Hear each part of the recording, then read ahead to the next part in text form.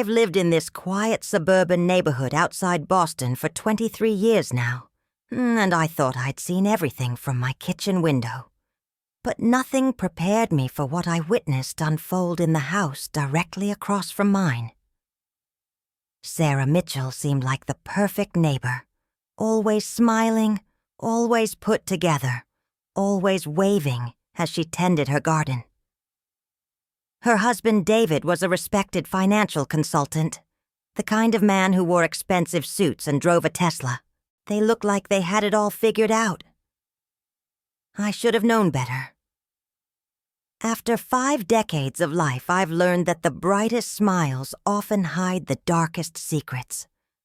What I saw that autumn changed everything I thought I knew about my neighbors, about marriage, and about the quiet strength that can bloom in the most unexpected places. It was a Tuesday evening in late September when I first noticed something was wrong. The maple trees lining our street had just begun their annual transformation, painting the neighborhood in shades of amber and crimson. I was washing dinner dishes when I heard it, a sharp crack that didn't belong to the peaceful soundtrack of suburban life. Through my window, I could see directly into the Mitchell's kitchen, where Sarah stood frozen, her hand pressed against her cheek. David loomed over her, his body language aggressive, his face contorted with rage I'd never seen before. The coffee mug she'd been holding lay shattered on their pristine white tile floor, dark liquid spreading like an accusation. I stood there, dish towel in hand, my heart hammering against my ribs as I witnessed something that would haunt me for weeks. Sarah didn't move for what felt like an eternity.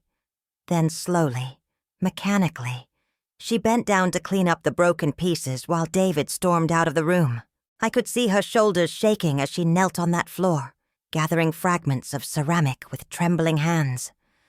The October wind rattled my windows, snapping me back to reality.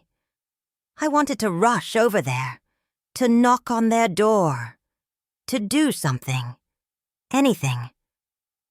But I'd seen that look before, decades ago, in my own mother's eyes. The shame, the fear, the desperate hope that maybe this was just a one-time thing. I knew from bitter family history that intervening too soon, too clumsily, could make things worse. So, I did something that still makes me feel guilty. I watched, I waited, and I became a silent witness to my neighbor's nightmare.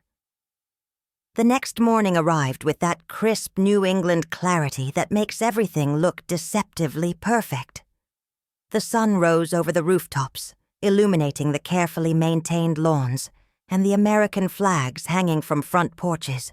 I made my own coffee and positioned myself at my usual spot by the window, unable to shake the images from the night before.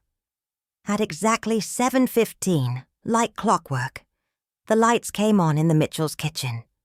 Sarah appeared first, moving through her space with the practiced efficiency of someone who'd performed this routine 1,000 times. She wore a cream-colored sweater with a turtleneck, despite the mild weather. A choice that made my stomach turn. Her dark hair was pulled back in a neat ponytail, and from this distance, she looked completely normal, completely fine. But I knew better now. David came downstairs 10 minutes later, stretching his arms above his head, as if he'd had the most restful sleep of his life. He sat at their kitchen table checking his phone, while Sarah moved around him like a dancer who'd memorized every step. I watched her pull out the coffee maker, measure the grounds with careful precision, and fill the reservoir with water. There was something deliberate about her movements, something that made me lean closer to my window. She opened the refrigerator, pulled out the cream, then reached into a cabinet I couldn't quite see. Her hand emerged holding something small, a bottle of some kind. My breath caught as I watched her pause, her back to David, her shoulders rising and falling with what looked like a deep, steadying breath. Then she did something with the bottle. I couldn't see exactly what, before placing it back in the cabinet and pouring the coffee into David's favorite mug, the one that said, "World's Best Dad," in fading letters. She set the mug in front of him with a soft click against the wooden table. David didn't even look up from his phone, just wrapped his hand around the handle and brought the cup to his lips. Sarah stood there for a moment, watching him, her expression unreadable from my vantage point. Then she turned away and began preparing her own breakfast, with movements that seemed almost ritualistic in their precision. I found myself holding my breath, though I wasn't entirely sure why. Something about the scene felt charged, electric with unspoken tension. David took another sip, then another, scrolling through his phone with complete oblivion. Outside, a school bus rumbled past, children's laughter floating through the morning air. Life continued its normal rhythm all around us.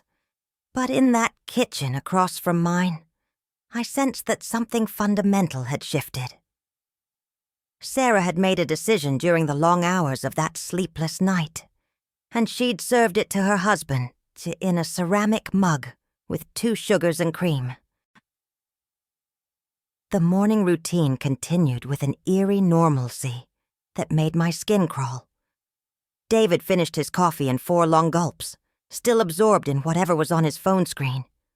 Sarah moved through the kitchen like a ghost, her efficiency almost mechanical. She packed his lunch, turkey sandwich, apple granola bar, into the same insulated bag she used every day. She refilled his travel mug with fresh coffee, added cream and sugar without asking, sealed it tight.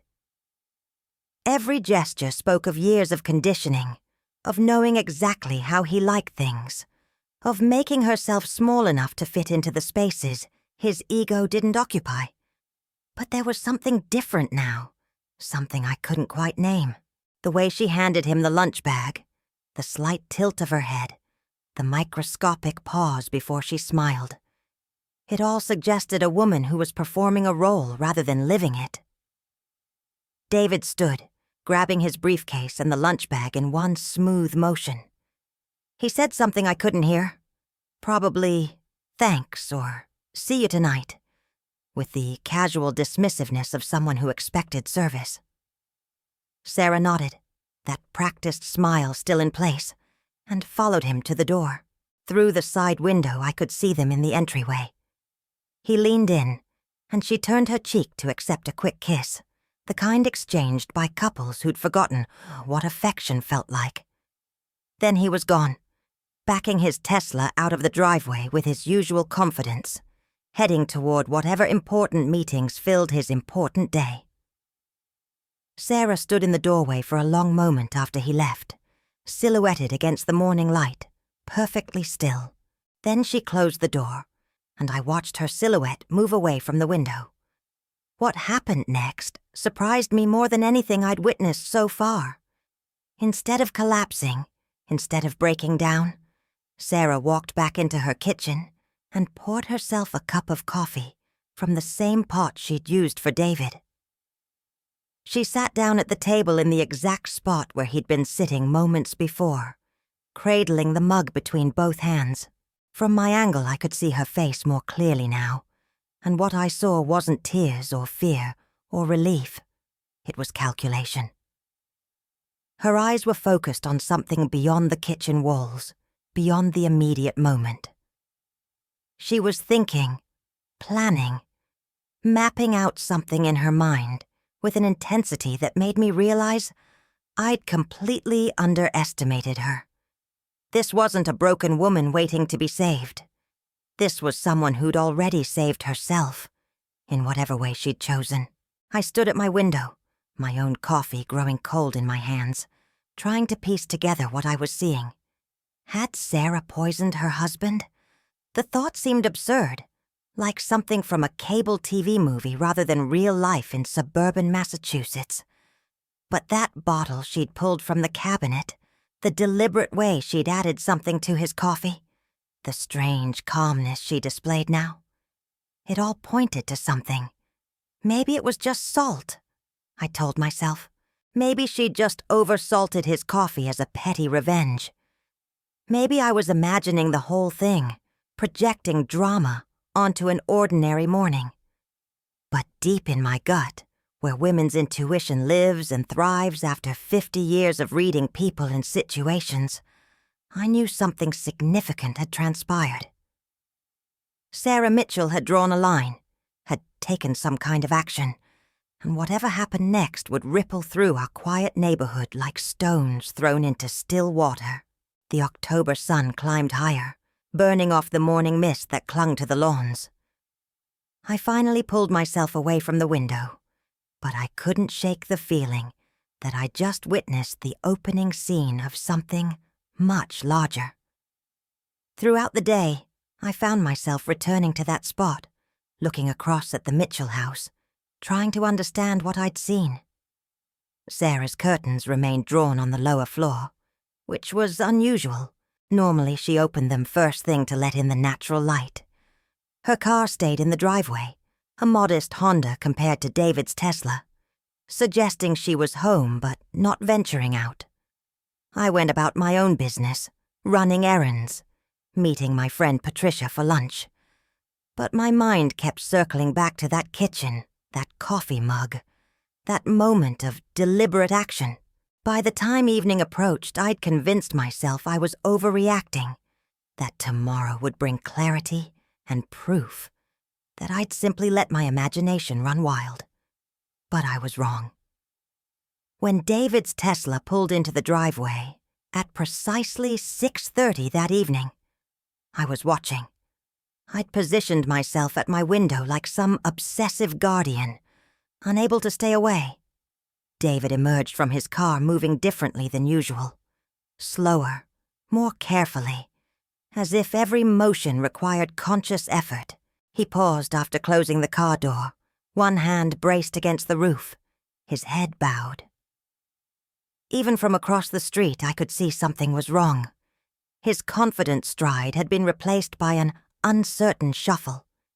He made it to his front door, fumbled with his keys, and disappeared inside. Through their kitchen window, I saw Sarah rise to greet him, saw him wave her away with what looked like irritation, before he rushed toward what I knew was their downstairs bathroom. Sarah stood in the middle of the kitchen watching him go, and even from my distant vantage point, I could see the expression on her face. It wasn't concern or sympathy. It was satisfaction, cold and complete, the look of someone whose carefully calculated plan had achieved exactly the result she'd intended. But the bathroom light clicked on in the Mitchell's house, and it stayed on for nearly an hour. I knew I should look away, should respect their privacy, should stop being the neighborhood busybody. But I couldn't. This was no longer just curiosity. It was concern mixed with a growing sense that I was watching something dangerous unfold. Sarah moved through her kitchen, preparing dinner with the same mechanical precision she'd shown that morning. She set the table for two, placed a salad bowl in the center, checked something in the oven. Every few minutes, her gaze would drift toward the hallway where David had disappeared, and each time that small, satisfied smile would flicker across her face. It was the smile of someone who'd found their power after years of being powerless, and it terrified me more than the violence I'd witnessed the night before. When David finally emerged, he looked diminished. His expensive suit jacket was gone, his shirt untucked, his face pale and sheened with sweat. He said something to Sarah. I could see his mouth moving, his expression confused and frustrated. Sarah responded with what appeared to be perfect innocence, her face arranged in an expression of concern that didn't quite reach her eyes. She guided him to the table, poured him a glass of water, encouraged him to eat. But David pushed the plate away after just a few bites, shaking his head. He stood up, unsteady on his feet, and made his way toward the stairs. Sarah watched him go, then quietly cleared his untouched dinner into the trash. She ate her own meal slowly, methodically, sitting alone at that table in the warm glow of their pendant lights, looking more content than I'd ever seen her. The pattern continued for the rest of the week. Every morning, Sarah made coffee with that same deliberate ritual. Every evening, David came home looking progressively worse. Paler, thinner, more confused. I watched him leave for work later and later each day. Saw him cancel meetings based on the amount of time his car stayed in the driveway. By Friday, he didn't leave at all. Through the windows, I could see him moving between the bedroom and bathroom, a ghost in his own home. Sarah, meanwhile, seemed to bloom. She opened all the curtains, let the autumn light flood every room. She worked in her garden, pulling up the last of the summer vegetables and preparing the beds for winter. She moved with an energy I hadn't seen in her before, her shoulders back, her head high. Whatever she was doing, it was working exactly as she'd planned. I knew I should call someone. The police, a doctor, someone with the authority to intervene. But intervene in what, exactly?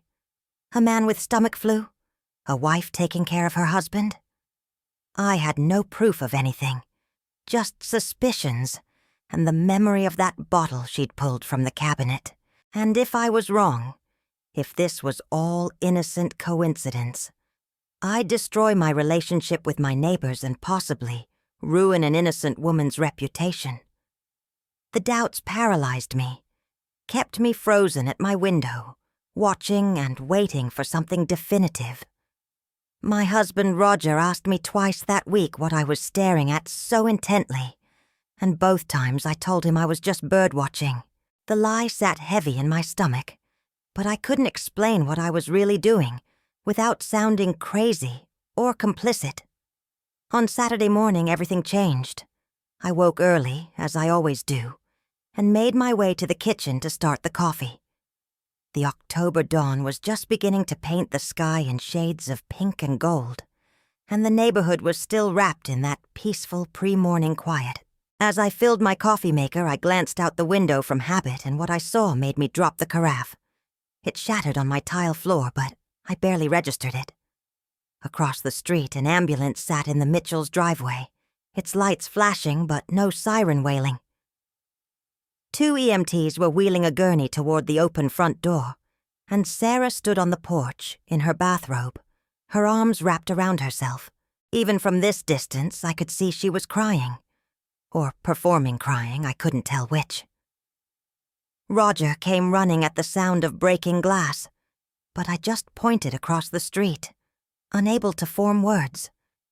We watched together as the EMTs emerged 10 minutes later, with David on the gurney. He was conscious, but barely, his skin the color of old newspaper, his body seeming to have shrunk inside his pajamas. Sarah climbed into the ambulance with him, and they pulled away, the vehicle moving with urgent speed towards St. Elizabeth's Medical Center.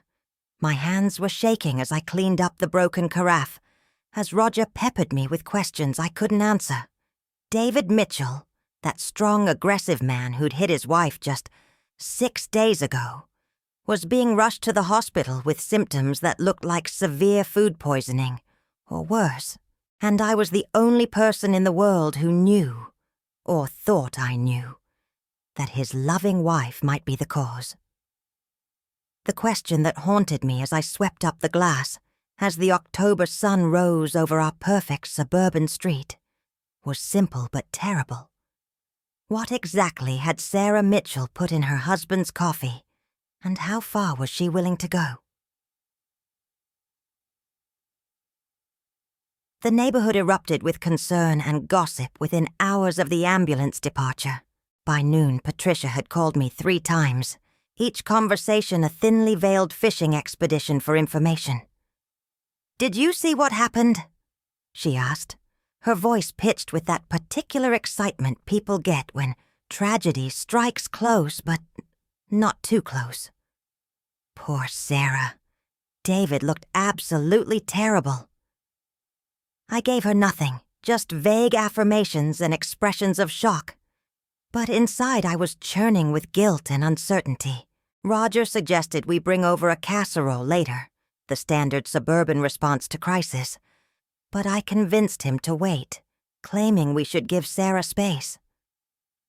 The truth was, I couldn't face her yet, couldn't look into those eyes and pretend I didn't suspect what she'd done. The day stretched on with agonizing slowness, and I found myself checking my phone obsessively for news, though I wasn't sure what I was hoping, or dreading, to hear. Sarah returned home at 4 in the afternoon, driving her Honda with careful precision. I was at my window. Where else would I be at this point? And watched her park and sit in the car for several minutes before emerging. She looked exhausted but composed, her hair still neat, her clothes unwrinkled despite what must have been hours at the hospital. She walked to her front door with steady steps, no crying, no visible distress. Just a woman who'd spent a difficult day, dealing with a difficult situation. Once inside, she moved through the house, opening more curtains, turning on lights, creating an appearance of normalcy that felt calculated. Within 30 minutes, neighbors began appearing on her doorstep. Patricia first, of course, followed by the Johnsons from 2 doors down. Then the elderly Kowalskis who lived on the corner. Sarah answered the door each time, accepted their casseroles and sympathies with gracious smiles, thanked them for their concern with appropriate words. From my window, it looked like a perfect performance. That evening, after the stream of concerned neighbors had finally ebbed, I watched Sarah move through her house alone. She reheated something in the microwave, ate standing at the counter, then cleaned up with her usual efficiency. She poured herself a glass of red wine, something I'd never seen her do before, and carried it to the living room, where she sat on the couch, just sitting, just drinking, staring at nothing.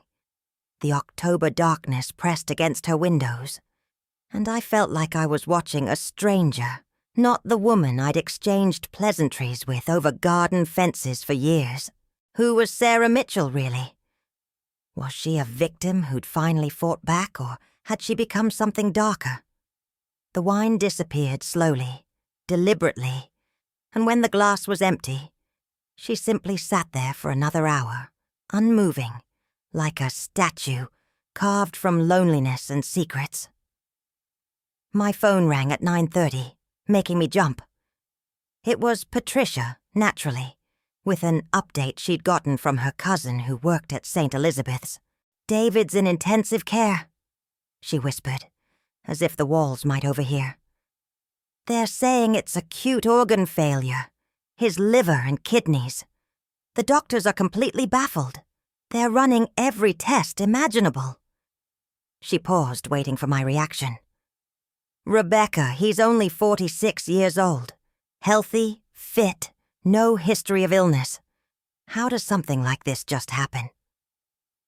Her question hung in the air between us, heavy with implications she didn't even realize. I made appropriate noises of shock and concern, promised to pray for David's recovery, and ended the call as quickly as possible. Then I stood at my window, looking across at Sarah's house, at the woman sitting alone in her living room, and I felt the weight of my knowledge pressing down on me like a physical thing. I didn't sleep that night. I lay in bed next to Roger, listening to his steady breathing, my mind racing through everything I'd seen. The bottle from the cabinet, the deliberate way Sarah had doctored David's coffee, his progressive illness throughout the week, the satisfied smile on her face as she watched him suffer, and now acute organ failure that doctors couldn't explain. It all pointed to one conclusion, but it was a conclusion so dark, so premeditated, that part of me still refused to believe it. This was suburban Massachusetts, not a murder mystery. These were my neighbors, people who went to PTA meetings and volunteered at the food bank. Yet I couldn't unknow what I'd witnessed, couldn't unsee the transformation in Sarah from victim to something else entirely. As the October moon tracked across my bedroom window, I made a decision. Tomorrow I would do something. I would reach out to Sarah, Try to understand. Try to stop whatever was happening before it went too far. I just hoped I wasn't already too late. The Sunday morning sun rose over a neighborhood that looked exactly the same but felt fundamentally changed. I made coffee with hands that shook slightly, poured myself a cup from the same type of pot Sarah had used, and the parallel made my stomach turn. Roger left early for golf, completely oblivious to the drama unfolding across the street, and I was grateful for his absence. At 10 o'clock, I forced myself to walk across the street, carrying a homemade coffee cake that felt like the world's most hypocritical peace offering. My heart hammered as I rang the doorbell, half hoping Sarah wouldn't answer. But she did, opening the door with a smile that looked genuine until you examined it closely, until you noticed it didn't quite reach her eyes. "Rebecca," she said warmly, "how kind of you to come. Please, come in." And I stepped across her threshold, into the house where I believed a calculated poisoning had begun, feeling like I was crossing a line from which there would be no return. Sarah's home smelled like vanilla and cinnamon, the scent of air fresheners working overtime to create an atmosphere of domestic comfort. The interior was immaculate, every surface gleaming, every throw pillow precisely arranged. She led me to the kitchen, that kitchen I'd been watching from afar, and it felt surreal to finally be standing in it, seeing it from this angle. The white tile floor where the coffee mug had shattered showed no sign of the incident. The cabinet where she'd retrieved that mysterious bottle loomed above the counter, innocent and ordinary. Sarah gestured for me to sit at the table, the same table where David had drunk his doctored coffee, and I felt like I was sitting at the scene of a crime. "Can I offer you some coffee?" she asked, and I had to suppress a hysterical laugh at the irony. "No, thank you." I managed, my voice steadier than I felt. "I just wanted to check on you. See how you're holding up." Sarah poured herself a cup and sat across from me, her hands wrapped around the mug in a gesture that seemed almost protective. Up close, I could see the faint shadow of a bruise on her jaw, partially covered by makeup but still visible if you knew to look.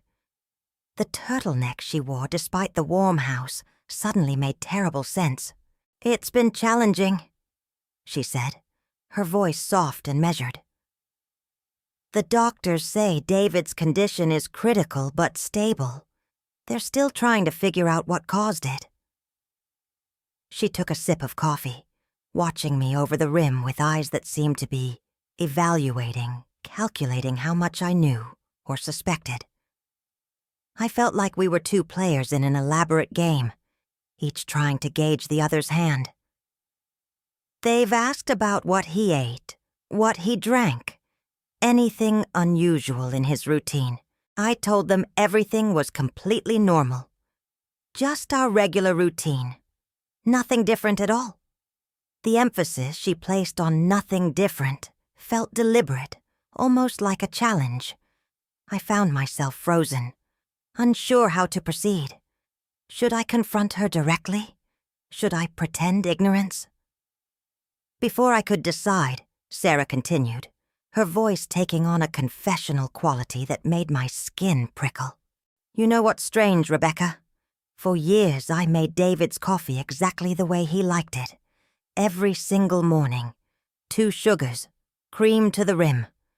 I took pride in it, in being a good wife, in anticipating his needs." She paused, her finger tracing the rim of her mug. "But I never once considered what I needed, what I wanted.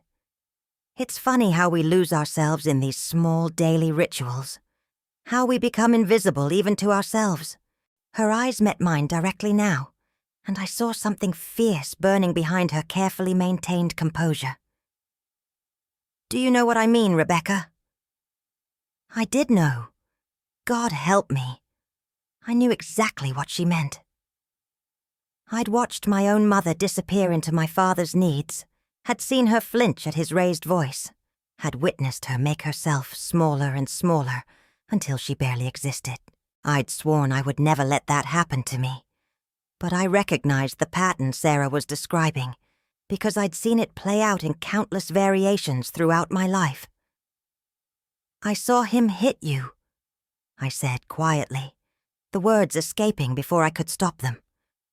The air in the kitchen seemed to crystallize, time suspending for a heartbeat. Sarah's expression didn't change, but something shifted behind her eyes. Surprise, then calculation, then a strange sort of relief. "Tuesday night," I continued, unable to stop now that I'd started. "Through the window. I saw it happen." I didn't mention the coffee, the bottle, the week of watching David deteriorate. Not yet. I needed to hear what she would say first. Sarah set down her coffee mug with deliberate care, her hands perfectly steady. For a long moment she said nothing, just looked at me with an intensity that made me want to squirm. Then she laughed, a short, bitter sound that had nothing to do with humor. "Of course you did. Your kitchen window has the perfect view." I used to hate that, you know, feeling exposed like I was living in a fishbowl. But lately... She trailed off, her gaze drifting to her own window, to the view of my house across the street. "Lately, I've wondered if someone seeing might actually be useful. Witness protection, in a way." She turned back to me, and her smile was sharp now, all pretense of suburban politeness stripped away. "It wasn't the first time, Rebecca. That night you saw? That was just the first time I decided it would also be the last." The confession hung between us, electric and dangerous. I should have been shocked, should have recoiled, but instead I found myself leaning forward, drawn into her orbit despite my better judgment.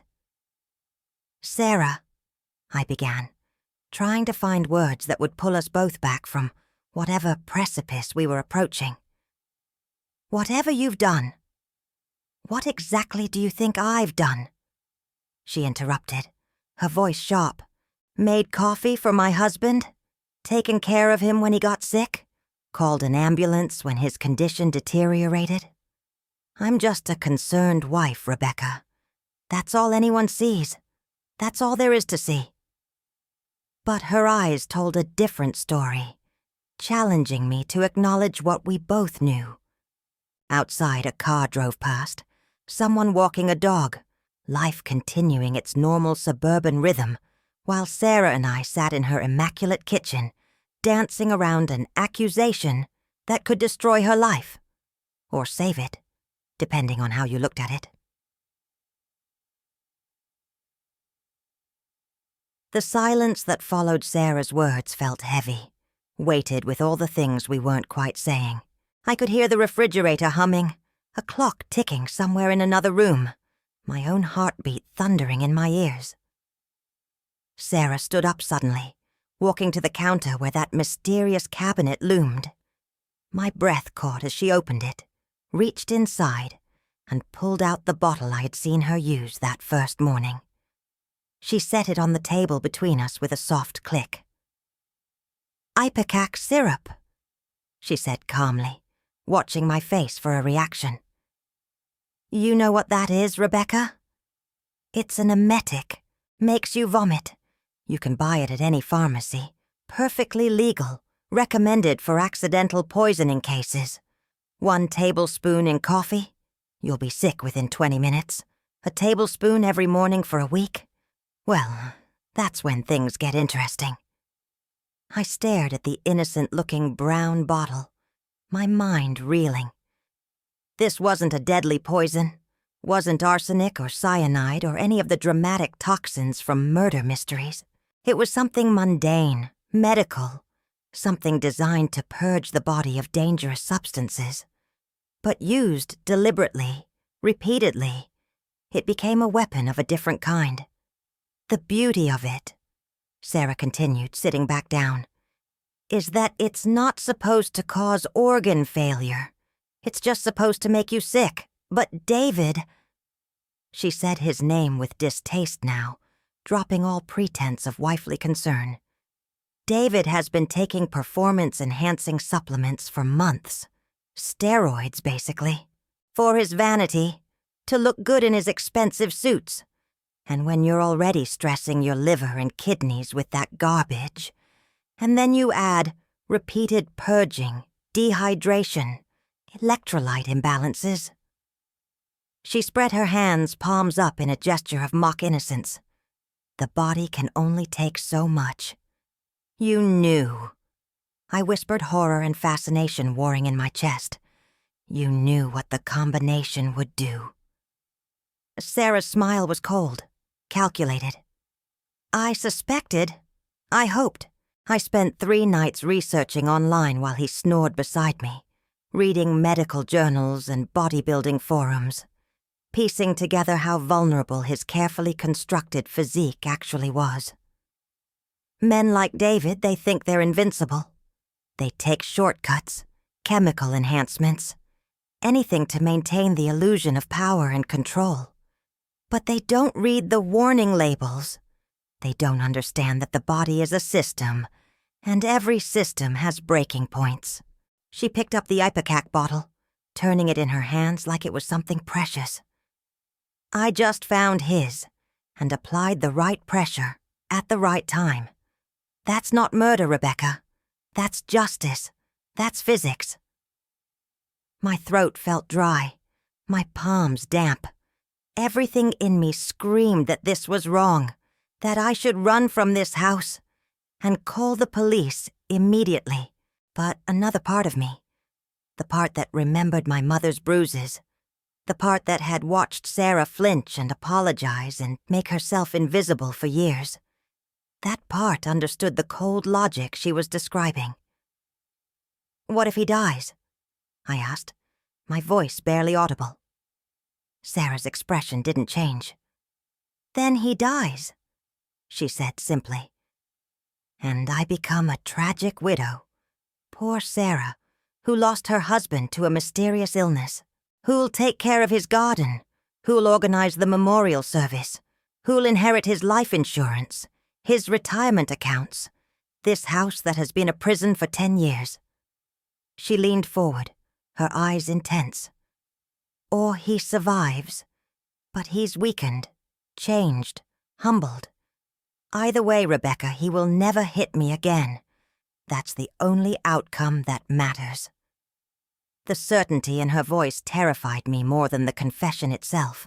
This wasn't a crime of passion, wasn't a momentary snap of judgment. This was premeditated, calculated, executed with the precision of someone who'd thought through every angle. Why are you telling me this? I asked, trying to understand my role in her scheme. Because you already knew, Sarah replied. You've been watching all week. I saw you at your window, Rebecca. I saw you see me. And you haven't called the police, haven't told anyone, haven't done anything except watch and worry, and bake coffee cake. She gestured at my untouched offering on the counter. You're complicit now, whether you meant to be or not. So I'm giving you a choice. You can stay silent, let events play out as they will, and we can both move forward. Or you can speak up, and then we'll both have to live with those consequences. The trap she'd laid for me was elegant and terrible. By staying silent this past week, by watching without acting, I'd already made a choice I hadn't realized I was making. Now Sarah was simply forcing me to acknowledge it, to own it, to decide consciously what I'd already done through inaction. The October sunlight slanting through her kitchen window seemed too bright, too cheerful for this moment. I thought of David in his hospital bed, thought of Sarah's bruised jaw, thought of all the women I'd known who'd stayed silent in the face of violence because speaking up seemed too dangerous, too complicated, too likely to make things worse. I thought of my mother, who'd died never having left my father, never having fought back, never having found her own bottle of Ipecac or equivalent. And I thought about justice, about how the law so often failed women like Sarah, leaving them with choices that were all bad in different ways. I left Sarah's house 20 minutes later, leaving the coffee cake behind, carrying nothing but the weight of what I now knew. My hands shook as I crossed the street, and I was grateful Roger was still at the golf course, giving me time to process alone. I stood in my own kitchen, the familiar space feeling foreign now, contaminated by secrets and moral compromises. Through the window I could see Sarah moving through her house, calm and composed, a woman who'd drawn her line and refused to retreat from it. My phone sat on the counter, and I picked it up 3 times, each time hovering over the number for the police, each time setting it down again without dialing. What would I even say? That I suspected my neighbor of poisoning her abusive husband with a legal substance. That I had no proof except my observations through a window and a confession she would certainly deny. The day crawled by with agonizing slowness. Roger came home full of stories about his golf game, oblivious to my distraction. I made dinner mechanically, pushed food around my plate, claimed a headache when he suggested watching a movie. In bed that night, I lay awake staring at the ceiling, my mind replaying every moment of my conversation with Sarah, analyzing her words, her expressions, her calculated reveal. She'd given me just enough information to make me complicit, but not enough to give police actionable evidence. The ipecac bottle she'd shown me could easily disappear, its purchase difficult to trace among thousands of pharmacy transactions. David's steroid use would complicate any autopsy results, and most damning of all, I had waited. I had watched for a full week without intervening, making me not a witness, but potentially an accessory. Monday morning arrived with news that made my decision even more complicated. Patricia called before I'd finished my first cup of coffee, her voice breathless, with gossip and concern. "Rebecca, have you heard? David Mitchell is improving. The doctors are calling it remarkable. His kidney function is starting to return. His liver enzymes are dropping. They're saying he might actually recover." She continued talking, but I'd stopped listening, my gaze drawn across the street to Sarah's house. Even from here I could see her in her kitchen, making her morning coffee. And I wondered if she'd heard the news yet, wondered how she felt about her husband's survival. Had she wanted him dead, or had weakening him been enough? The question felt crucial. The difference between attempted murder and aggravated assault, between a woman defending herself and one seeking revenge. Over the next 2 weeks, I watched David's slow return from the hospital. He came home on a Wednesday afternoon, thin and diminished, moving like a man twice his age. Sarah helped him from the car to the house with careful, attentive gestures that looked perfectly appropriate from a distance. But I noticed how she never actually touched him, unless necessary. How her body language suggested duty rather than affection. David's sister came to stay for a few days, helping with his recovery. And during that time, Sarah bloomed. She was all smiles and gratitude, playing the devoted wife who was just so relieved her husband had survived this mysterious illness. The doctors had ultimately blamed a rare reaction to contaminated supplements, a conclusion that made Sarah's research and planning even more impressive. She'd understood exactly how it would be interpreted, had left breadcrumbs pointing to an explanation that absolved her completely. I kept waiting for guilt to crush me, for the weight of my knowledge to become unbearable. But what I felt instead was a strange, unsettling peace. I'd spent 50 years watching women suffer silently, including my own mother, including myself during a brief first marriage I rarely discussed. I'd seen how the system failed them, how reporting abuse often made things worse, how shelters were full and restraining orders were just paper against determined violence. Sarah had found another way, Morally questionable, legally indefensible, but effective. David never hurt her again. In fact, as his recovery progressed, their dynamic shifted noticeably. He moved carefully around her, spoke to her with a respect that seemed rooted in uncertainty. He'd been brought to the brink of death by something he couldn't identify or prevent, and that powerlessness had fundamentally changed him. By late October, the neighborhood had moved on to other dramas, other concerns.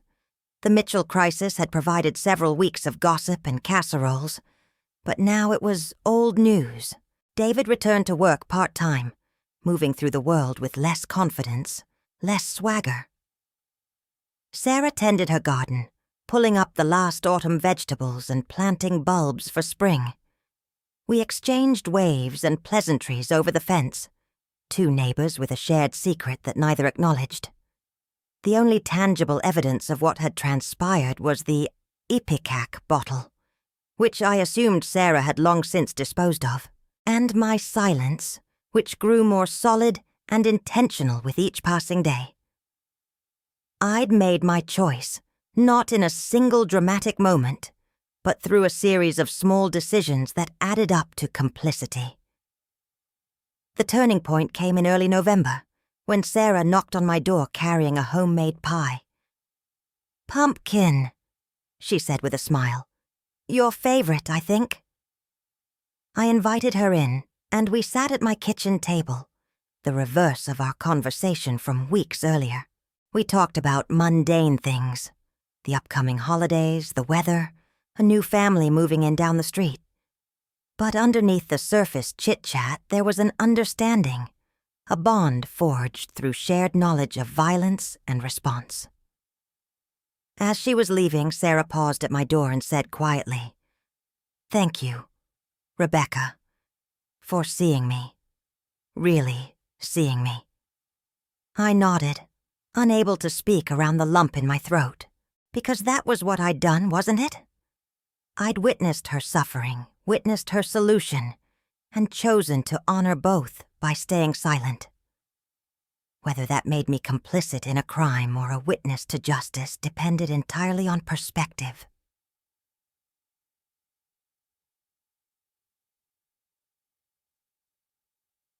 November brought cold rain and early darkness, the kind of weather that makes you want to stay inside and avoid your neighbors. But I found myself still drawn to my kitchen window, still watching the house across the street, though now what I saw was different. David had become a shadow of his former self, not just physically diminished, but psychologically reduced. He no longer strode to his Tesla with aggressive confidence. Instead, he moved tentatively, checking with Sarah before making decisions, asking rather than demanding. From my vantage point, it looked like marriage counseling by trauma, a forced reset of their power dynamics achieved through fear and survival instinct. Sarah, meanwhile, had enrolled in online classes. I'd seen the packages arriving, textbooks for paralegal certification. She was preparing for independence, building skills for a future that might or might not include David. Smart, I thought. Always have an exit strategy. Thanksgiving approached, and our neighborhood organized its annual potluck in the community park. I'd been dreading it, unsure how I'd react to seeing David and Sarah in a social setting, but Roger insisted we attend.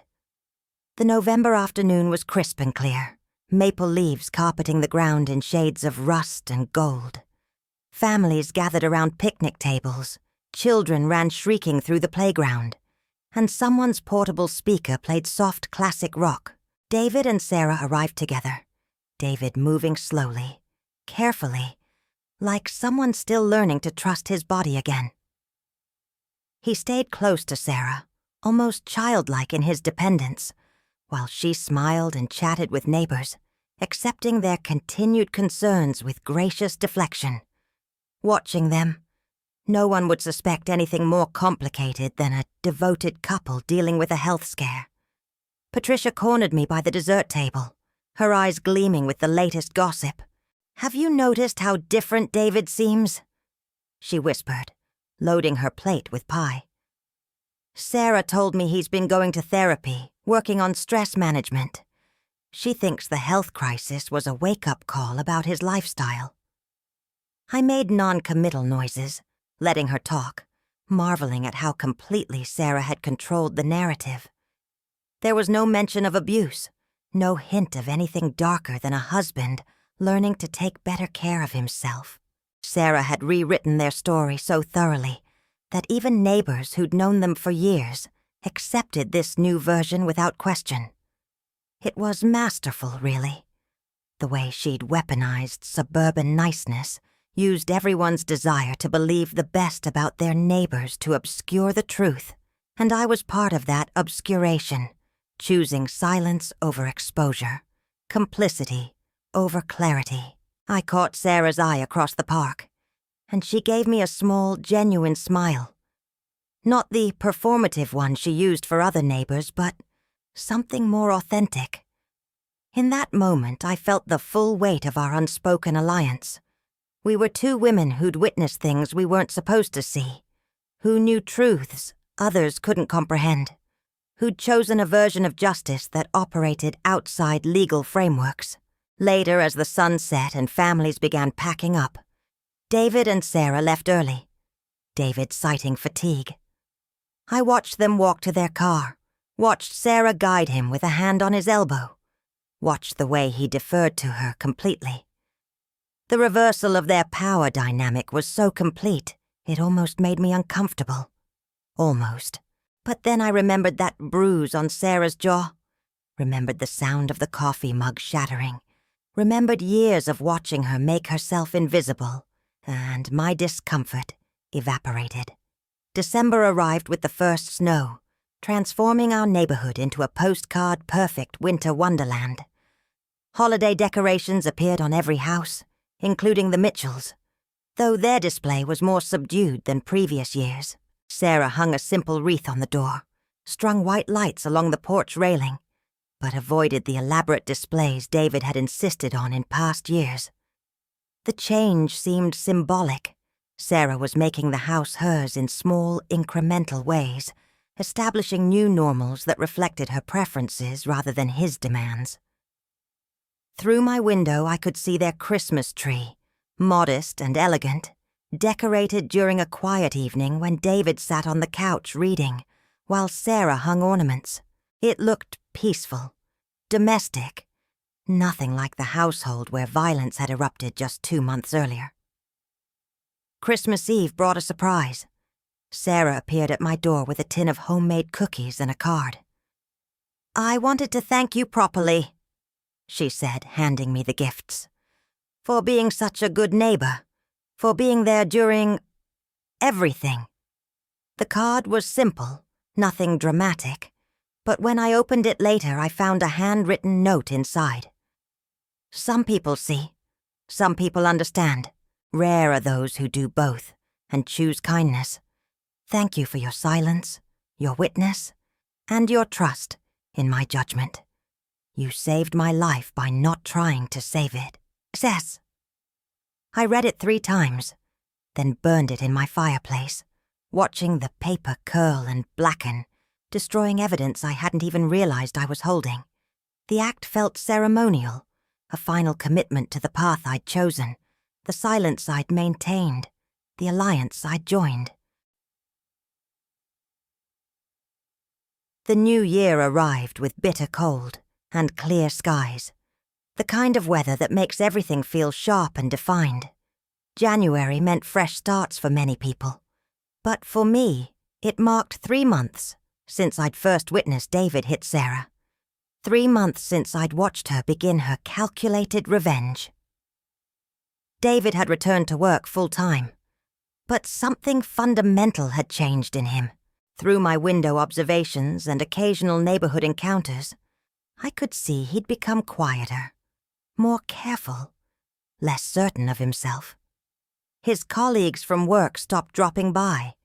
His weekend golf games became less frequent. It was as if he'd retreated into himself, spending more time at home, more time in Sarah's orbit, almost as if he was afraid to venture too far from her supervision. The power shift was complete and permanent. Sarah, by contrast, had expanded.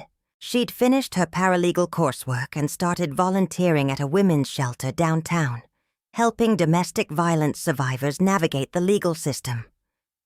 The irony wasn't lost on me. A woman who'd potentially poisoned her husband, now counseling other women on lawful ways to escape abuse. But maybe that was the point.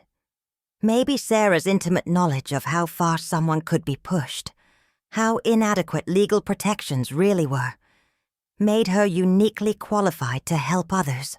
I'd heard through Patricia that Sarah was considering going back to school for a law degree, that David was supporting the decision, even encouraging it, supporting it because he wanted to, or because he was afraid not to. The question lingered, unanswerable, like so many aspects of their new dynamic. One frozen Saturday afternoon in late January, I found myself at the grocery store, turning a corner with my cart only to nearly collide with David. We both stopped, startled, and for a moment we just stared at each other. Up close, the changes in him were even more pronounced. He'd lost weight he hadn't regained, his skin had a grayish cast, and his eyes held a haunted quality that suggested nightmares and sleepless nights. "Rebecca," he said, his voice uncertain. "How are you?" We exchanged the standard pleasantries, the banal conversation of neighbors who don't quite know how to talk to each other. But as we parted, David hesitated, then said something that stopped me cold. "Sarah's been so strong through everything. I don't know what I would have done without her. I owe her everything." The words seemed genuine, but underneath them I heard something else. Not quite gratitude, not quite fear, but something in between. Recognition, perhaps, that he'd been spared something he didn't fully understand, but instinctively knew to respect. I mentioned the encounter to Sarah the next time I saw her working in her garden, the January sun weak but persistent. She was preparing the beds for early spring planting, her hands deep in cold soil, looking more content than I'd ever seen her. "David seems different," I offered carefully, unsure how to phrase what I'd observed. Sarah sat back on her heels, brushing dirt from her gloves. "People can change," she said simply, "when they understand their mortality, when they realize how close they came to losing everything. Fear is a powerful teacher, Rebecca, sometimes the best teacher." She returned to her work, and I stood there in the cold, realizing that this was her truth now. Not that she'd poisoned her husband, not that she'd manipulated his body chemistry to bring him to the brink of death, but that he'd simply learned a valuable lesson about his own fragility. The narrative she'd constructed was so complete, so thoroughly believed even by herself, that the darker truth had become almost irrelevant.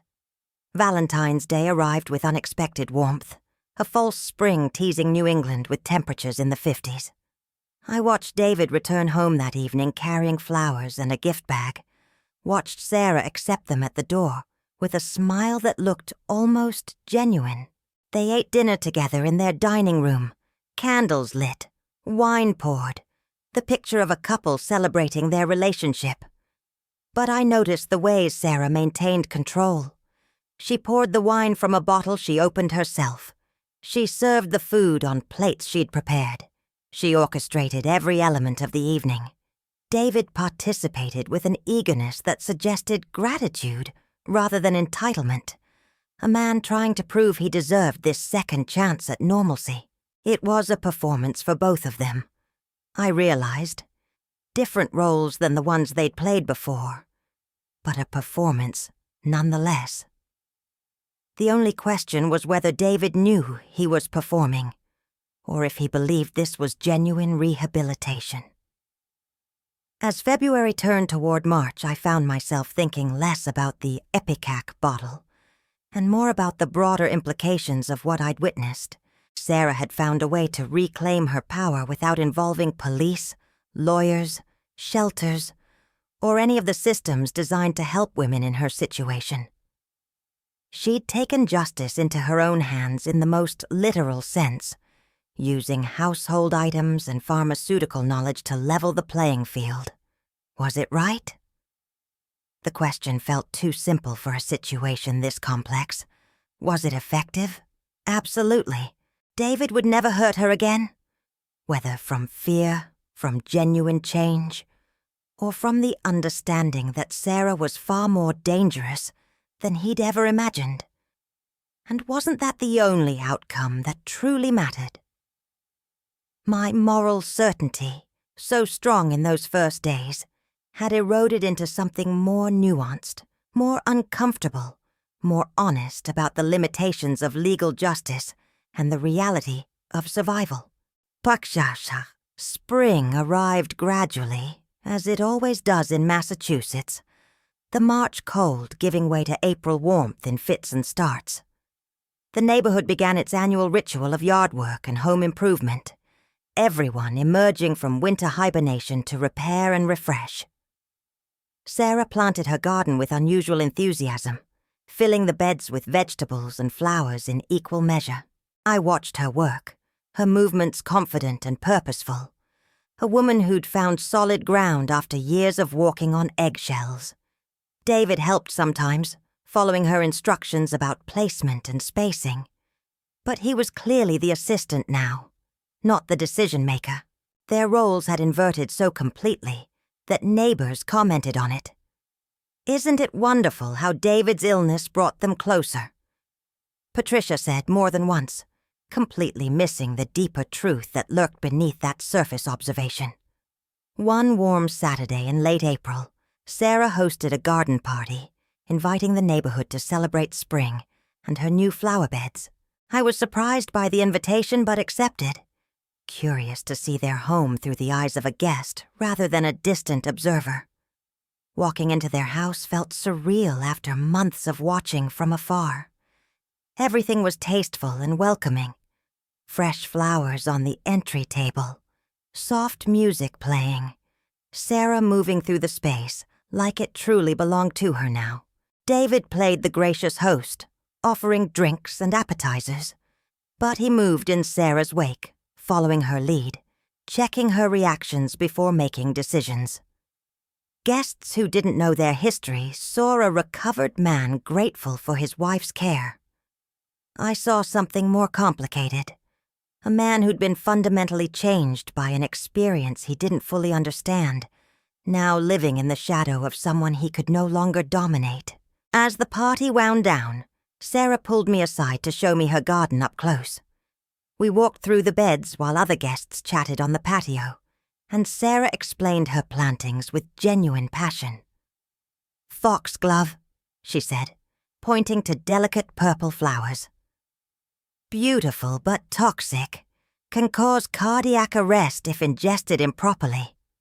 She moved to another section. "Oleander, same thing. Lovely to look at. Deadly if you don't respect it."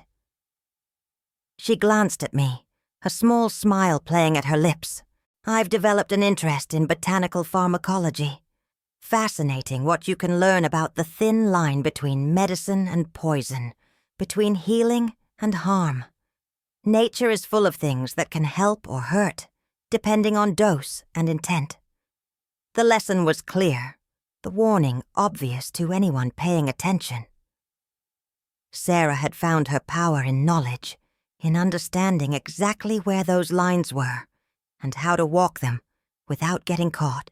That evening, after the last guests had left and I was back in my own kitchen, I thought about Sarah's garden, about all those beautiful, deadly plants growing in careful rows. She'd transformed her space into something that was both nurturing and dangerous, just like she'd transformed herself. The woman who'd accepted abuse without fighting back had become someone who understood exactly how to fight back without leaving obvious evidence. She'd educated herself, armed herself with information, and deployed it with surgical precision. And she was teaching herself more, learning about other substances, other methods. Not because she planned to use them, but because knowledge itself was armor, was weapon, was power. She would never be helpless again because she would always know more than anyone suspected a suburban housewife should know. May brought real warmth finally, the kind of weather that makes everyone forget winter ever happened. Sarah enrolled in law school, planning to start in the fall. She'd been accepted to Boston College with a focus on family law and domestic violence advocacy. David supported the decision publicly, telling neighbors how proud he was, how much he admired her dedication. But I saw the fear lurking behind his support, the understanding that Sarah was building independence he couldn't control or stop. She was preparing for a future that might not include him, accumulating credentials and connections that would serve her, whether they stayed married or not. Smart. Always have an exit strategy. She'd learned that lesson thoroughly during those long, dark nights after David hit her. And she wouldn't forget it again. The academic year ended. Summer arrived, and life in our neighborhood settled into its familiar rhythm. Cookouts and pool parties, children home from school, the long, lazy days of New England summer. Through it all, I maintained my position at the kitchen window, watching my neighbors, keeping Sarah's secrets, holding the knowledge of what had happened in that house across the street. Sometimes I felt guilty about my silence. More often, I felt something else. Solidarity, perhaps, or recognition that there are kinds of justice that don't fit neatly into legal categories. Sarah had found her way forward, had reclaimed her safety and dignity through means that would horrify most people but had been necessary for her survival. And I had borne witness to it, had chosen to honor her choice by staying silent, by allowing her story to be the one she told, rather than the darker truth I knew. Atomdoatua. June brought roses and regrets, though not the kind I expected. My regret wasn't about staying silent. I'd made peace with that decision months ago. Instead, I regretted how long it had taken me to understand that women like Sarah face impossible choices, that the systems designed to protect them so often fail, that sometimes the only justice available is the kind you craft yourself from pharmaceutical knowledge and calculated risk. I thought about my mother often during those warm June evenings, wondered what her life might have been if she'd had Sarah's courage, Sarah's willingness to cross lines that good women weren't supposed to cross. My mother had died still married to my father, still flinching at his raised voice, still making excuses for bruises and broken promises. She'd followed all the rules, trusted the process, believed that patient suffering would somehow be rewarded. It hadn't been. Sarah's transformation continued through summer. She cut her hair short, a dramatic change that made her look younger, fiercer. She took up running, her figure becoming lean and strong. She laughed more, her smile reaching her eyes now, in ways it never had before. David watched these changes with what looked like bewilderment, like he was seeing his wife for the first time, and didn't quite recognize her. Their marriage survived, barely, but it had become something new, something based on a balance of power that David maintained only because Sarah allowed it. He'd learned that the quiet woman who'd served his coffee for 10 years was capable of things he'd never imagined, and that knowledge kept him careful, kept him respectful, kept him afraid in ways that probably saved their marriage even as it fundamentally altered it. In July, Sarah invited me over for coffee. Actually invited me, with advance notice and everything. We sat in her backyard, under the shade of an old oak tree, surrounded by her garden of beautiful, dangerous plants. "I want to thank you," she said without preamble, setting down her cup, "for your silence, for your understanding, for not trying to save me from my own decisions." I shook my head. uncomfortable with gratitude for something that still felt morally ambiguous. "I just watched," I protested. "I didn't actually do anything." Sarah's smile was knowing. "Exactly. You watched, you understood, and you didn't interfere. Do you know how rare that is? Everyone wants to help, to intervene, to call authorities who will make things worse. You respected my agency enough to let me handle it my way. That's everything, Rebecca. That's the gift no one else could have given me." We talked for hours that afternoon, the conversation ranging from the mundane to the profound. Sarah told me things she couldn't tell anyone else, about the years of emotional abuse before it turned physical, about the ways David had isolated her from friends and family, about the night she'd researched Ipecac and steroid interactions until 3 a.m, her husband snoring beside her while she planned his downfall. "I wanted him to feel helpless," she admitted, her voice steady. "Wanted him to experience that loss of control, that terror of your own body betraying you. Wanted him to understand what he'd put me through, but physically instead of emotionally." She paused, looking at her garden. "The fact that it nearly killed him? That was not entirely unintentional. I calculated the risk. I accepted the possible outcomes, all of them." The confession should have shocked me, but by then I'd moved beyond shock into a strange kind of acceptance. Sarah had done what she felt necessary to survive, to reclaim her dignity, to ensure her safety in a world that offered her no other realistic options. Was it legal? No. Was it ethical by conventional standards? Debatable. But had it worked? Absolutely. David would never hurt her again. He'd been fundamentally altered by his brush with death, transformed from predator to something more careful, more humble, more human. "Do you ever regret it?" I asked, needing to know if she carried the weight of her choices. Sarah considered the question for a long moment before answering. "I regret that it was necessary. I regret that I lived in fear for so long before I found the courage to act. I regret that the systems designed to protect women like me are so inadequate that I had to resort to pharmaceutical revenge. But do I regret the specific actions I took?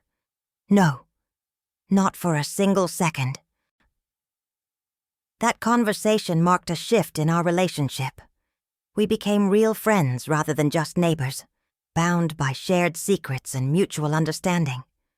Sarah trusted me with truths she couldn't share with anyone else, and I honored that trust by continuing my silence, by becoming not just a witness but an accomplice in her reconstruction of reality.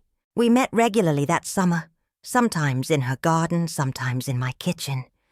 2 women in their middle years talking about marriage, survival, justice, and the complicated ways they intersect.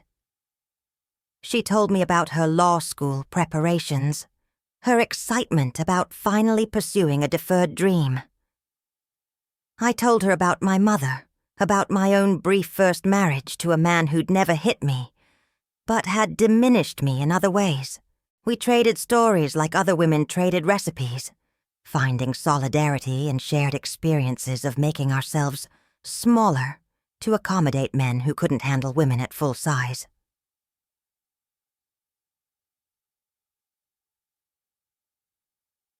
August arrived with oppressive heat and humidity, the kind that makes everyone short-tempered and uncomfortable. I noticed David seemed more irritable lately, his carefully maintained politeness fraying at the edges. One evening I watched him snap at Sarah in their backyard during a cookout with friends.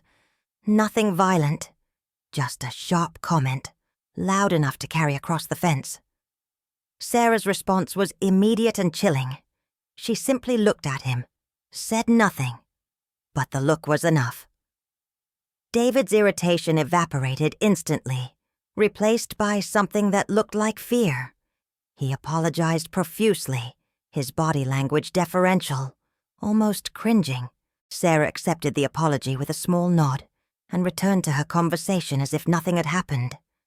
But I'd seen the power dynamic play out in real time, had watched David remember exactly why he needed to be careful around his wife.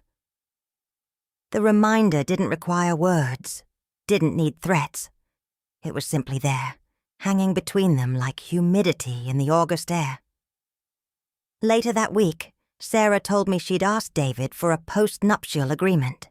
Just a formality, she explained, though we both knew it was far more than that. To protect my future earnings from law school, to clarify asset division, to establish certain understandings about our relationship going forward. David had signed without argument, she said, had even paid for the lawyer to draft it. He knows the alternative is divorce, and divorce would mean questions, investigations, a level of scrutiny he can't afford. Not with his mysterious illness still unexplained, not with his reputation already damaged by extended medical leave. She smiled, satisfied. So he signs papers that give me financial independence, and I continue playing the devoted wife.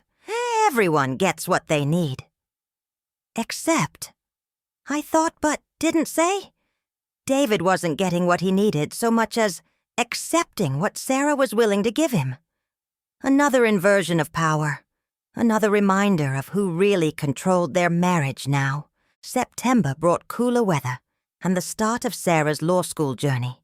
I watched her leave for campus that first day, dressed professionally, carrying a leather bag full of textbooks, looking more alive than I'd ever seen her.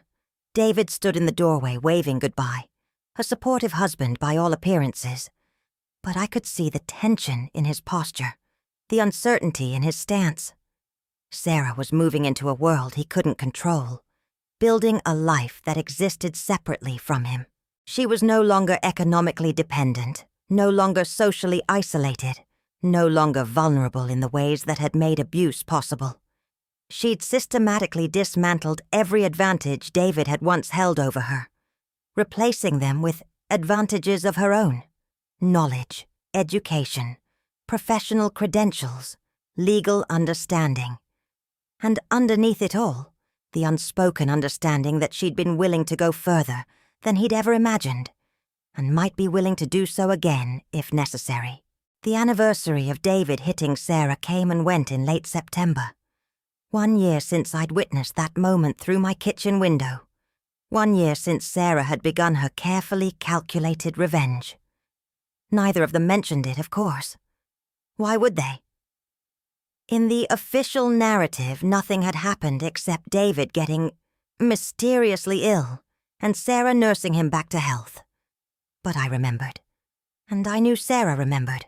The anniversary felt significant, a milestone marking the completion of Sarah's transformation from victim to something else entirely. She'd served her consequences to David in a coffee mug, watched him drink them down day after day, and now she was reaping the benefits of his fear and her freedom. It wasn't the ending anyone would write in a self-help book about escaping domestic violence, but it was an ending nonetheless, and a beginning of something new. October returned with its annual display of fall colors, the maple trees once again painting our street in amber and crimson. Sarah's garden had been put to bed for winter, the beautiful, dangerous plants cut back and mulched, waiting for spring to bloom again. Law school was demanding, but Sarah thrived, often studying late into the night, the glow from her desk lamp visible from my window. David had settled into his new role as supporting actor in Sarah's story, a man who'd learned that survival sometimes means accepting a supporting role when you'd planned on being the star. Their marriage would probably last, I thought, but only because it had been rebuilt on completely different terms. Sarah would finish law school, would build a career helping women navigate the legal system, would be professionally fulfilled in ways that protected her from ever needing David's permission or approval again. And David would remain careful, remain respectful, Remain aware that the woman who'd brought him to the edge of death once could theoretically do so again. As Halloween approached, a year since Sarah had started adding ipecac to David's coffee, I found myself reflecting on the entire arc of what I'd witnessed. A year ago, I'd been horrified, uncertain, torn between moral outrage and understanding. Now I understood that justice is complicated, that survival sometimes requires actions that can't be spoken aloud, that women like Sarah face choices that privileged observers can't fully comprehend. I'd chosen to be Sarah's silent witness rather than her judge, and I didn't regret that choice. Her story wasn't neat or legally defensible, but it was hers, and she'd earned the right to tell it her way. On Halloween night, as children trick-or-treated through our neighborhood, I saw Sarah hand out candy with genuine warmth, saw David beside her playing the friendly neighbor, saw the life they'd built from the ashes of what had been destroyed that September night a year ago. It wasn't perfect. It wasn't what anyone would recommend. But it was survival, and sometimes survival is its own form of justice.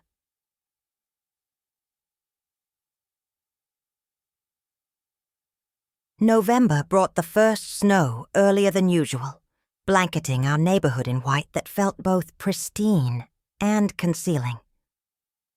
Sarah excelled in her law school classes, her professors noting her particular passion for family law and intimate partner violence cases.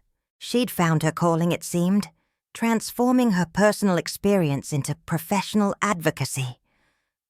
I wondered sometimes if her future clients would sense that her knowledge came from lived experience rather than just textbooks, if they'd recognize the steel beneath her compassion. David had been promoted at work, a surprise to everyone, including himself. His near-death experience and subsequent health struggles had apparently made him more empathetic, more collaborative, better at reading people's emotional states. Trauma had inadvertently improved his professional life, even as it had destroyed his domestic dominance. The irony wasn't lost on me. The holiday season approached, and this time, when Sarah decorated the house, David wasn't even present. He'd been sent on a business trip, something that would have been unthinkable a year ago, when he needed to control every aspect of their household. Now Sarah made decisions independently, chose decorations she liked, invited guests she wanted. The Christmas tree she selected was tall and elegant, decorated in sophisticated silver and blue, rather than the red and gold David had always insisted upon.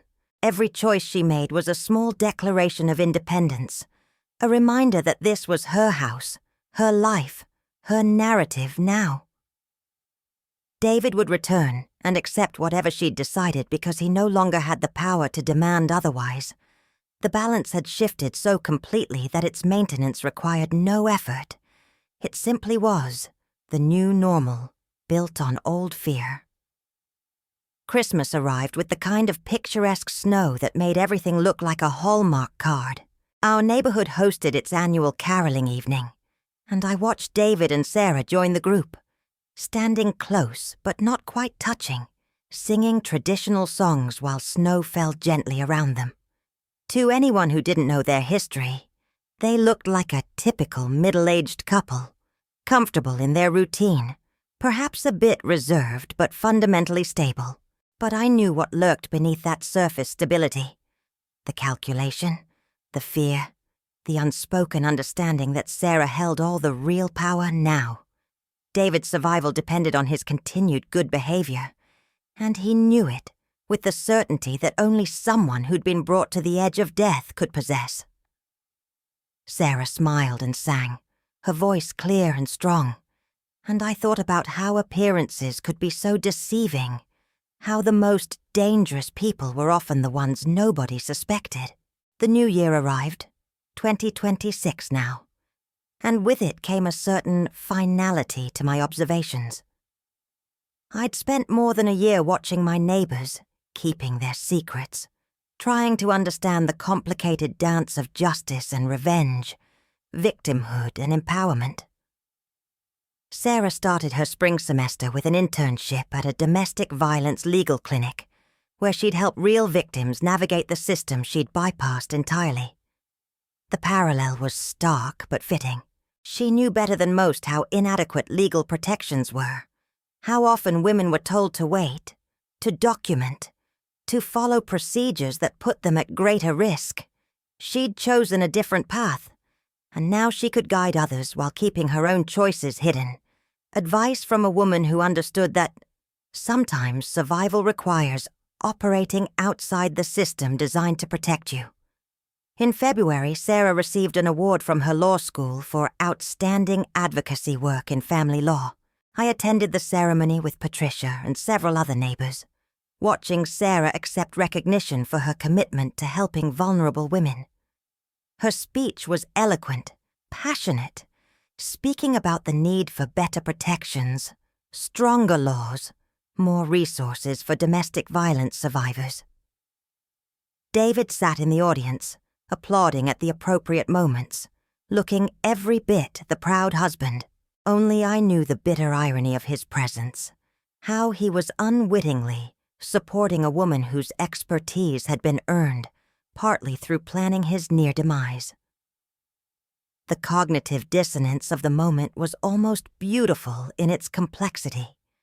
An abuser applauding his victim's success in a field dedicated to stopping abusers, completely oblivious to how his own experience had contributed to her knowledge and passion. As winter turned towards spring again, I realized my story, my observation, was coming to a natural end. Sarah was thriving, David was surviving, and their marriage had found a new equilibrium that would probably last simply because both parties understood its terms completely. My role as witness felt less necessary now. Sarah no longer needed someone watching from across the street, verifying her story, holding her secrets. She'd moved beyond survival mode into something more like triumph. Her garden would bloom again soon, those beautiful deadly plants emerging from winter dormancy to display their splendor. Sarah would tend them carefully, would nurture them with the same attention she'd given to planning her revenge and rebuilding her life. And I would watch from my kitchen window still, but now as a friend rather than a witness, understanding that some stories don't have clean endings or clear morals. They just have survivors who found their own way forward. The march brought an unexpected development that reminded me nothing ever truly ends. It just transforms into new chapters. Sarah told me over coffee one spring morning that she was pregnant. The revelation shocked me. She was 43, David was 47, and I'd assumed children weren't part of their plans. It was a surprise, Sarah admitted, her hand resting on her still flat stomach. But I've decided to continue the pregnancy, my pregnancy, not ours. I'll raise this child with or without David, though he's agreed to be involved. The distinction she made was telling. This was her choice, her decision, her child. David's participation was conditional, dependent on his continued good behavior. A child would complicate their dynamic, certainly, but Sarah seemed confident she could navigate it while maintaining the power balance she'd established. Besides, she said with that sharp smile I'd come to know, I've always wanted to be a mother, and now I have the financial independence, the education, the resources to do it on my terms. Perfect timing, really.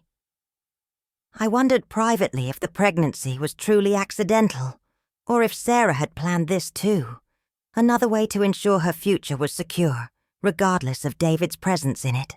A child would give her leverage, would guarantee child support, and increased financial obligations from David, even if they divorced. It would also give her something wholly hers, someone to protect and nurture with the fierce dedication she'd applied to protecting herself. But I didn't voice these suspicions. Instead, I congratulated her, helped her plan a nursery, attended the baby shower she hosted in May. Through it all, David played the expectant father role adequately, if not enthusiastically. A man going along with circumstances he couldn't control, just as he'd gone along with everything else since his mysterious illness nearly killed him. Sarah gave birth in late October. Another significant date in their evolving story. A girl, 7 pounds, healthy and perfect. They named her Emma, and watching Sarah hold her daughter for the first time, I saw something in her face I'd never seen before. Absolute contentment. This was what she'd been building toward, perhaps, through all the careful planning and calculated risks. Not just escape from abuse, not just survival, but a complete reconstruction of her life into something worth living. David stood beside her hospital bed, looking at his daughter with an expression somewhere between wonder and anxiety, probably realizing that Sarah now had someone she would protect even more fiercely than she'd protected herself. If he'd thought Sarah was dangerous when threatened personally, he could only imagine what she might be capable of if he ever threatened their child. I visited Sarah in the hospital, brought flowers and gifts, admired baby Emma with genuine affection. As I was leaving, Sarah called me back, her voice soft but serious. "Thank you, Rebecca," she said, and I knew she meant for more than just the hospital visit.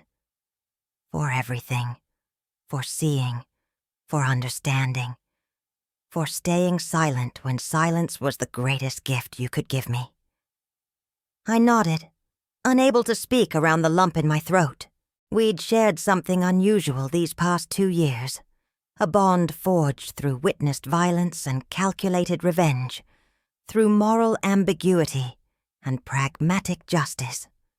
Our friendship was built on secrets that would never be spoken aloud except between us, on an understanding that sometimes the right choice isn't the legal choice, isn't the conventional choice, but is simply the choice that ensures survival and dignity. Spring arrived again. My 3rd spring watching the Mitchell house, watching Sarah's transformation complete itself. She returned to law school part-time, managing motherhood and her studies with typical efficiency. David had hired a nanny to help, had adjusted his work schedule to be more present, had become the kind of involved father that Sarah's careful leverage ensured he would be. Their marriage continued, but it was transparent to anyone paying attention that Sarah held all the actual power. David's role was to provide, support, and stay out of the way, and he performed these functions adequately, having learned through harsh experience that the alternative to compliance was far worse than his ego could tolerate. Their family portrait looked conventional from the outside: successful father, educated mother, beautiful baby. Only I knew how much calculation and controlled violence had been required to construct that tableau. As summer approached, I realized I'd been watching my neighbors for nearly 2 years now, had witnessed their complete transformation from abusive relationship to something more stable, if fundamentally dishonest. Sarah had served her consequences to David in a coffee mug, and he'd drunk them down without ever truly understanding what he was consuming. The poison wasn't just ipecac. It was fear, power reversal, forced humility, permanent uncertainty. David would spend the rest of his life waiting for the other shoe to drop, wondering if Sarah might decide he'd stepped out of line, wondering what other substances she knew about, what other plans she might formulate. And Sarah would spend the rest of her life holding that power, nurturing it like she nurtured her garden of beautiful, deadly plants, never using it again but never letting David forget it existed. It wasn't the ending anyone would write in a romance novel, but it was an ending nonetheless. And sometimes survival and justice are more important than happiness. Sometimes consequences served cold are the only kind that truly change behavior. Sometimes the woman who makes the coffee holds all the real power, and the man who never saw it coming is the one who learns the hardest lessons.